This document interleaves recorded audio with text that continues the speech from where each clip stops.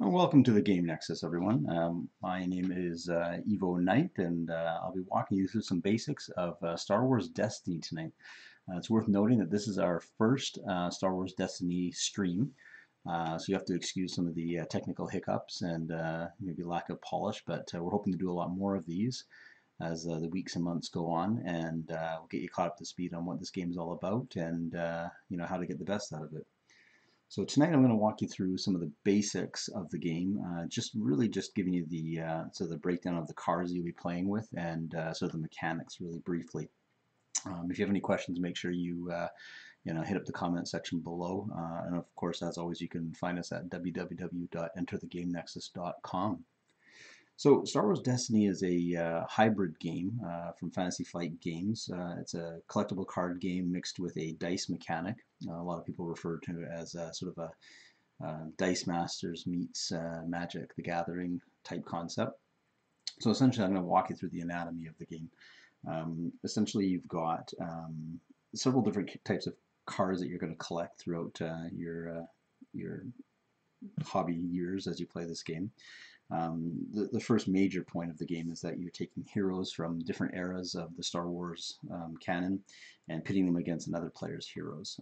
There's no eras as far as restrictions. There's no Imperial versus Rebel requirements. You can mix and match whatever you want to do. So to start with, I'm going to show you some of the hero cards. So, right now, here's an example of a hero card, Count Dooku. The hero cards are broken down into different color types. You'll see Count Dooku here is a blue type. We have a First Order Stormtrooper, and looking at our pile here as well, we have Finn. So there's a representation of each of the card types. We have blue, red, and yellow. Yellow represents the unaligned neutral faction. Red is a command faction, and blue is a force user faction. So even though Dooku is a villain, he still represents blue, which is the force users. Red can be rebels or New Order or Imperial. They represent command, so the more military oriented characters. And yellow represents sort of the neutral Han Solos, Finn, Lando Calrissian, those types of characters. So these are character cards, and character cards will have some special abilities. They'll have costs attached to them for deploying. I'm not going to get into the detail on how to assemble your deck in this video, just giving you sort of the breakdown of the cards.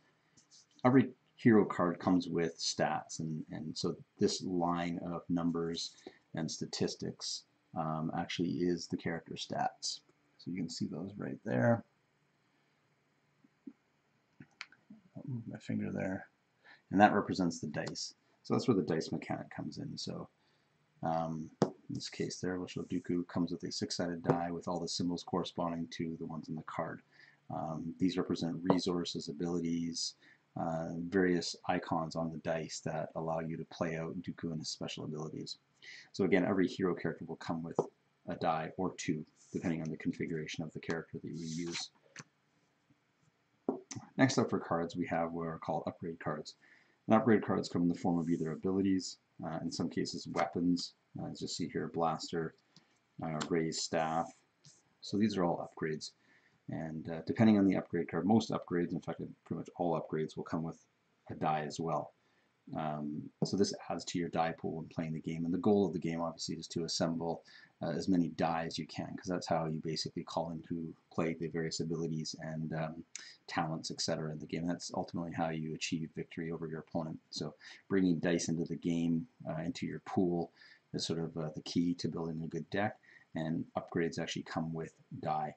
So you'll see upgrades in the form of equipment, sometimes abilities. You have blasters.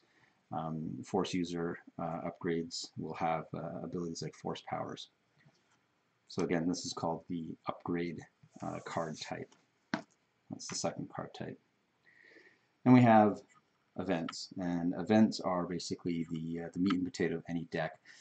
They're the random elements that take place during a battle, whether that be aiming, whether that be taking cover, using special abilities, anything like that. Special circumstances, just in general, basically your most common card type will be an event card. So we have, for example, here is a blue type, and I'll get to that in a second as to why they're color coded. And it's a force user centric card, hence why it's blue, with various abilities, and they have requirements and stuff as well.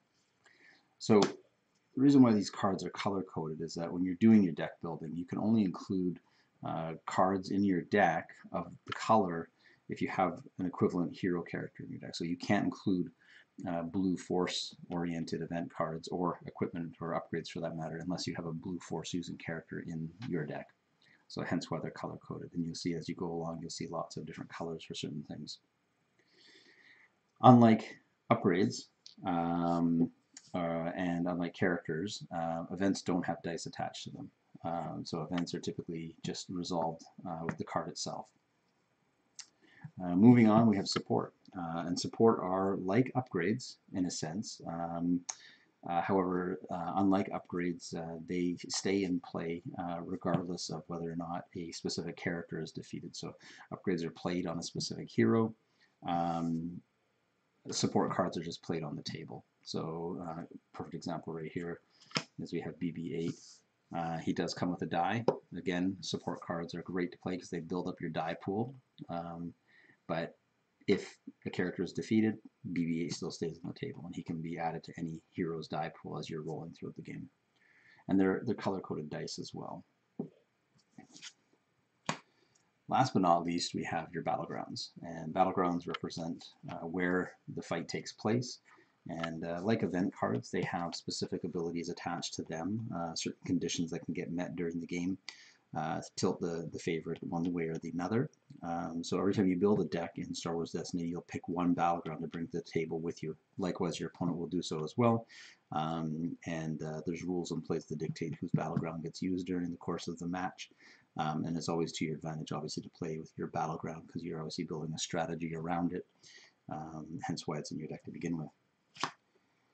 So that's sort of just a general quick overview of Star Wars Destiny. There's lots and lots of systems at play in this game. Tonight's video is just to give you sort of the lay of the land of the cards, what they can do, what the different dice, etc. do.